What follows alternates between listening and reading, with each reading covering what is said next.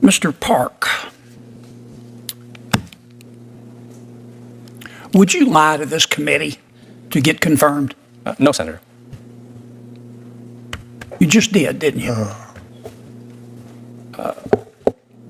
I don't believe so, yeah. I've spent a lot of time studying your record.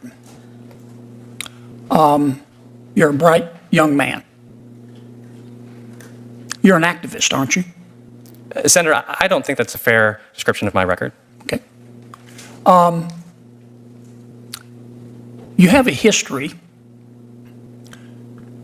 of substituting your judgment for your client's interests. There's an old political saying, a nation rarely falls because of its enemies. It falls when its own people fail to stand up and defend it. Before we jump into this intense hearing, take a moment to like the video, share it with others, and subscribe to Uncensored Headlines. Now grab your drink of choice, coffee, whiskey, water, or even champagne. Whatever keeps you energized, because what you're about to watch will have you hooked from start to finish. My impression of your record, and I'm studied it carefully, is that when you think you're smarter and more virtuous than your client or the law, you substitute your own judgment. And that's a dangerous thing to do if you're a federal judge. It's a dangerous thing that you've done as a Solicitor General. Berger v. North Carolina, State Conference of the NAACP. The North Carolina legislature, elected by the people, passed a voter ID law. NAACP, as is its right, filed suit to challenge it. You were supposed to represent the people of North Carolina in the legislature. You dumped on the case, didn't you? You purposely tried to lose, didn't you? Senator, not at all. Well, your opponents, NAACP, filed a multitude of affidavits and expert opinions. You declined to offer a single expert witness affidavit, didn't you?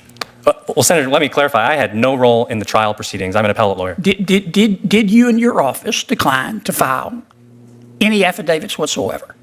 I don't recall, Senator. I believe that is accurate, but again, I was not involved in the case at the time. I checked. You didn't. The district court ruled for the NAACP. You didn't seek an injunction or a stay, did you? I believe that's correct. Yeah, yes. I know it's correct. You dumped on the case. Senator, I don't think that's a fair characterization of what happened. I do, and I think the facts bear it out. So then you take it up on appeal. In fact, the leadership in the legislature, because you dumped on the case, they tried to intervene. Said, our lawyer is not representing us, for God's sakes. They tried to intervene, the judge said no. So the case goes up on appeal to the Fourth Circuit. The Fourth Circuit reverses the district court, even though you and your colleagues tried to lose the case, and you did. It goes up to the Court of Appeal. Court of Appeal and the Fourth Circuit rules in favor of the state. You're representing the state. You tried to appeal the decision that was in your client's favor, didn't you? Do you mean the intervention dispute, Senator? No. You tried to reverse the Fourth Circuit that ruled in your client's favor. Senator, that is not accurate. Yes, it is. Yes, it is. You filed a petition for an in-bank review to overrule the panel opinion.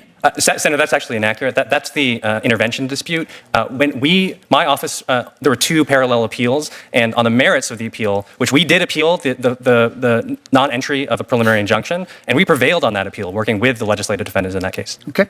School funding case. You and your colleagues were supposed to represent the state in that case. Low-income school districts, as happens in most states, sued the state to force the Republican legislature to increase their funding. You're supposed to represent the state.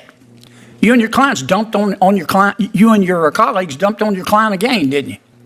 Senator, as Solicitor General Brasher told this committee a few years ago, the Solicitor General does not make those decisions. Right.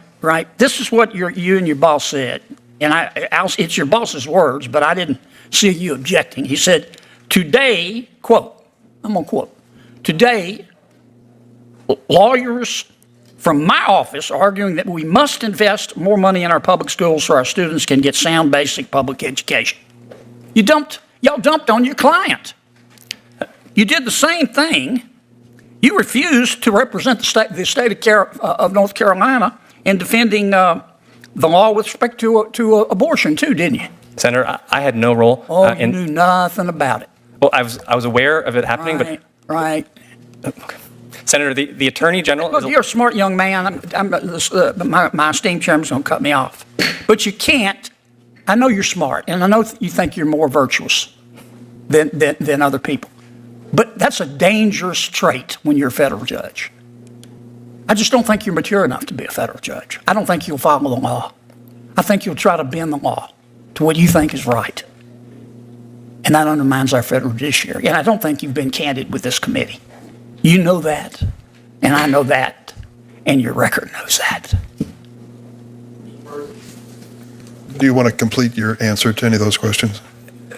Thank you, Chair Durbin. On the voter ID dispute, I think that's a helpful illustration. I had no role in the trial court proceedings. I don't even believe I was updated as the litigation in the trial court was happening. But when we had an adverse order, my role was to play a part in authorizing the appeal. I did authorize the appeal, and lawyers in my office prevailed in vacating the injunction against the voter ID law that had been entered by the district court. There was a side dispute on intervention as to whether the legislative leaders should have been allowed to intervene. I think 2 points there. We never opposed their right to intervene. I told the Supreme Court that in a brief that I signed, that we do not oppose their right to intervene. And we also said in a brief that I worked on and authored large parts of, I substantively defended the voter ID law. I explained that the voter ID law was compliant with Supreme Court precedent and that we were prepared to defend it below and that we would do so. And I remember drafting this part of the brief, extensive argumentation about why the voter ID law in North Carolina was constitutional. Mr. Chairman, Senator, can I respond? Please? Sure, go ahead. Take 30 seconds. I will. Look, Counselor, those are pretty words, but I'm going to tell you something. I've studied your record. And if I hired you as a lawyer and you did to me what you did to your client, the people of North Carolina, I'd have brought you to the Bar Association. I'd have filed a complaint against you for violations of the Code of Ethics.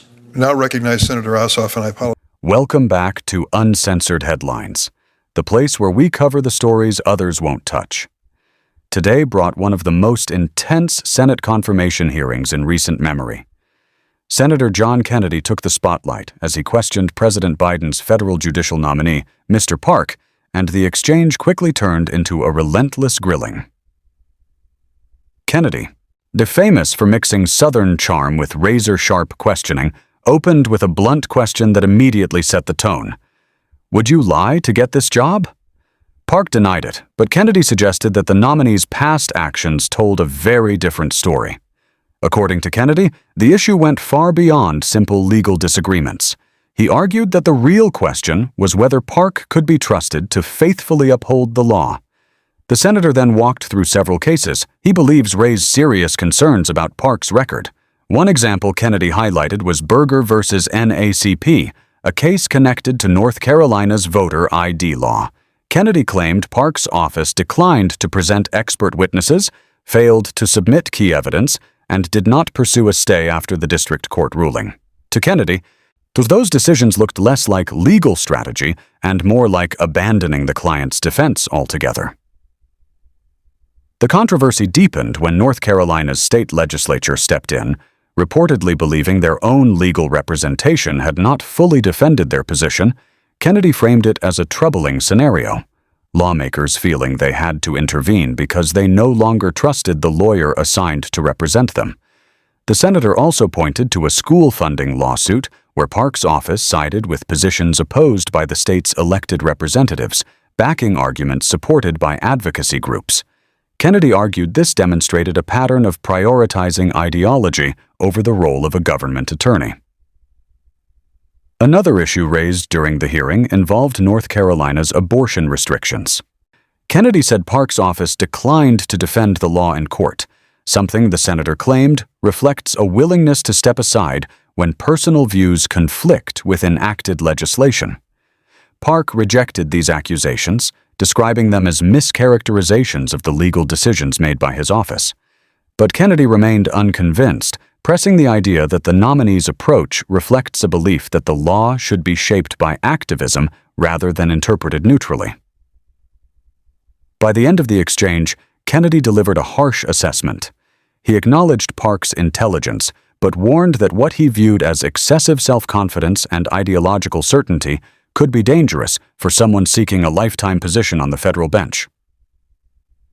The broader debate now goes beyond one nominee. Supporters of the nomination argue that judges inevitably bring perspectives to the bench and that Park's record reflects legitimate legal judgment.